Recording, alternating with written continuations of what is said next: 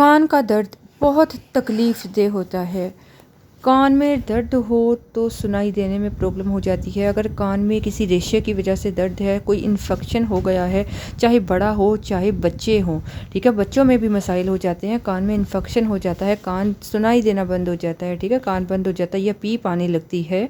चाहे बच्चा है, बड़ा है, बुज़ुर्ग है, सब के लिए ये बहुत ज़बरदस्त रेमेडी शेयर करने वाली हूँ, जिससे इंशाल्लाह आपका कान का कोई भी मसला हुआ, कोई भी मसला से मुराद किसी किस्म का भी कान का मसला हुआ तो इंशाल्लाह बगैर किसी दवाइयों के आपको सेहत और तंदुरुस्ती मिलेगी, आपका कान बिल्कुल ठीक हो जाएगा। अस्सलामुअलैकुम। अनम होम रेमेडी में कान के जितने भी मसाइल हैं उसके इलाज की इस वीडियो में आप लोगों को खुश आमदीद कहती हूँ, इस बात के साथ कि तमाम तारीफ़ें अल्लाह तबारक ताला के लिए और सलातो सलाम हमारे प्यारे आका हज़रत मोहम्मद मुस्तफ़ा सल्लल्लाहु अलैहि वसल्लम के लिए।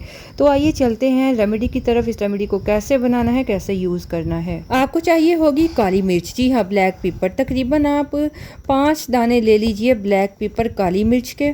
इसको थोड़ा कूट लें, ठीक है, बहुत बारीक भी नहीं बना सकते तो कोई मसला नहीं है, कूट लें कि थोड़ा पाउडर बन जाए। आपके घर में मौजूद तो जो दूसरी चीज़ है वो आपको चाहिए होगी दालचीनी, सिनेमन, ठीक है, सिनेमन स्टिक। तकरीबन 1 इंच का दालचीनी का टुकड़ा ले लें, छोटा सा बल्कि ले लें आप, उसको भी कूट लें, उसको भी पीस कर पाउडर बना लीजिए ताकि इसका सारा असर जल्दी उस पानी में निकल आए जो हम बनाने वाले हैं। इसके अलावा आपको चाहिए 1 कप पानी।